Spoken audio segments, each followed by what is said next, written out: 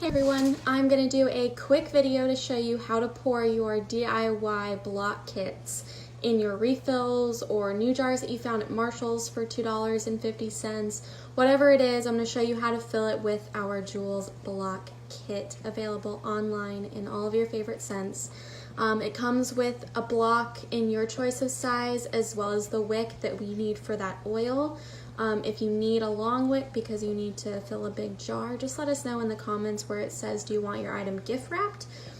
Just say, I need this. I need the tall wicks for this because I have a really big jar that I want to fill. All right, so supplies that you're gonna need. This is gonna be pretty fast. I prepared everything so that we can make this nice and quick for you.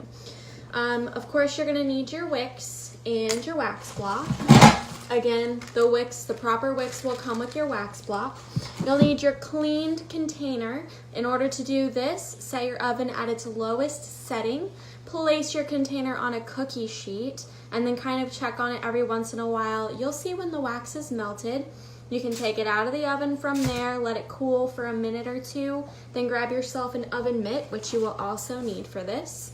Hold the jar with your oven mitt and then as carefully as you can, wipe out the inside of the jar. This will clean out the excess wax as well as the black soot that you don't want in your jar because it will turn your candle black and just make it look really dirty. We want to make it look nice and clean and white, so just clean it out as best you can.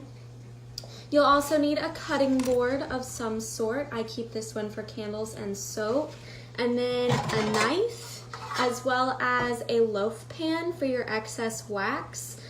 This way you can pour multiple scents of candles and save your wax to top it off, or save it for the next time you do a refill because you can always order more wax than you need and save it for later. I like to use a cheese cutter, well, formerly known as a cheese cutter. Pretty sure everybody uses it for soaps now because it's got this nice handle and I can put my weight into it evenly instead of trying to use a big butcher's knife or something like that. Plus it separates my candle accessories from my food accessories, which is nice because sometimes oil is difficult to get off of things with just water. And then you'll also need some stir sticks or a knitting needle of sorts. This is going to help you set the wicks. So as you can see, you'll place it here and it helps you center it or get it exactly where you want, as well as push it all the way to the bottom and make sure the wick is exactly where you want it. You'll also want a cookie sheet lined with tin foil. I think mine's, okay, I burned myself on this earlier. Lined with tin foil because especially your first few times, you're likely to spill some wax and you don't want to get it all over your nice kitchen. And last but not least, this is a little spray bottle just with isopropyl alcohol. You can spray it on the top of your top off and it'll get rid of any bubbles. If your wax isn't hot enough, it's likely to bubble, but it's not too hard to fix. Just put some alcohol on top and it'll get rid of the bubbles. Okay, now, in order to melt your wax, there are a couple other things you'll need as far as supplies. Let's see. We're gonna selfie cam this. Hey, look at the fish tank. All right, so you see I've got a double boiler going here. I've got just a giant glass measuring cup. I've put my wax blocks in here and I've brought the water to a boil. As I said, I've pre-prepared this so the wax is already melted. Just make sure you're stirring it frequently as you melt the wax so that you can watch it, make sure it's not boiling because it could explode.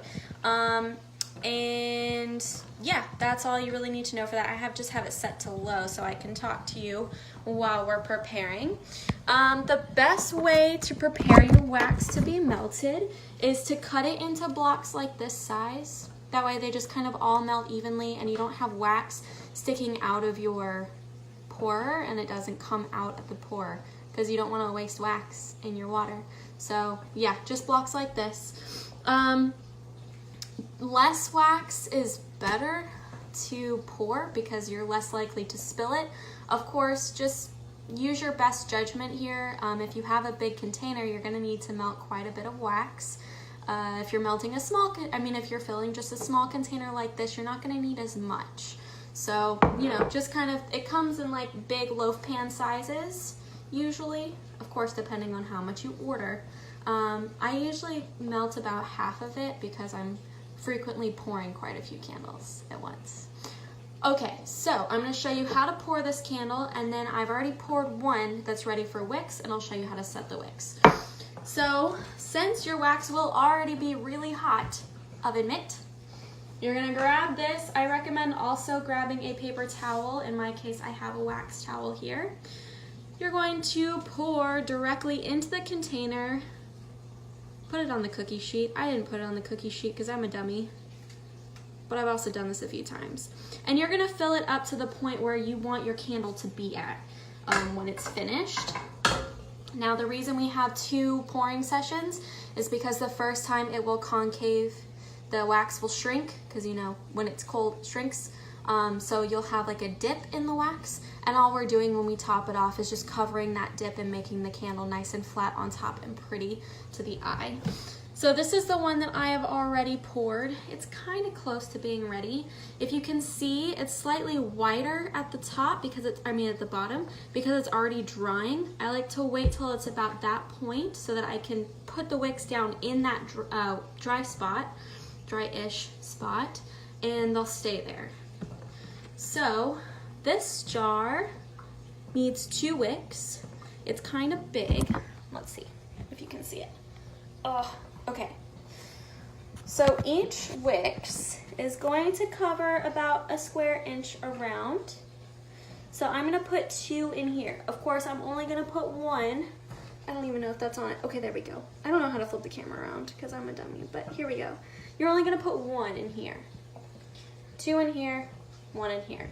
If you have any questions about how many wicks you need, you can always message us on Facebook with a picture and maybe a rough estimate of how big your container is, and we can tell you kind of where to put your wicks and how many you're going to need.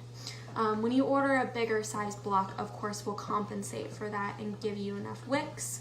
Hopefully, if not, then you'll be getting another letter from us in the mail with your wicks as well. Okay. So, setting the wicks, you want to make them evenly distributed away from the side as well as between each other. Again, knitting needle or stir stick, whatever you're using, against the base here, kind of towards the center. You should be able to push and pull kind of evenly without it slipping too much. Just be patient with yourself though, because it does take a little bit of practice. All right, that one's set in. And this one is now set in place too. Okay, now they're falling over a little bit, which brings me to my next point. I'm gonna hold it now, Thelby. When it starts to dry, you'll see it drying up. It's gonna look more like a candle instead of liquid inside of a container. Before it's completely dry, you're going to kind of swivel pull the wick straight. You want them as straight as possible so that as it burns, it's burning evenly across the top, which is what Juls Candles is known for. It's all about the wicks, you guys. I'm serious. You want to pull, swivel so that it's nice and straight. You've already set it in the center when it was kind of more wet, so you can see down into the bottom, right? So you know that the bottom is centered. So before it's completely dry the first time, try to center those wicks again. Actually, don't try. Do it. It is imperative. Because I didn't do it on this candle over here behind me. See that glass container over there with the soot on one side?